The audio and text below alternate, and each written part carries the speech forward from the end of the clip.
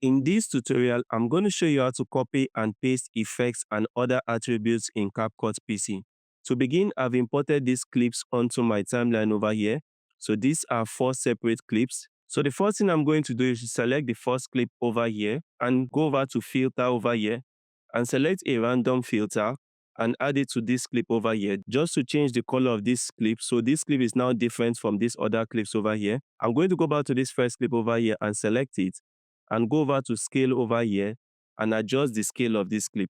Now, if I want to copy this effect and apply it to these other clips over here, all you need to do is to select this clip, right click and hit copy attributes. Now highlight these other clips over here, right click and hit paste attributes. Now you can select if you want to add only video attributes or if you want to apply audio attributes.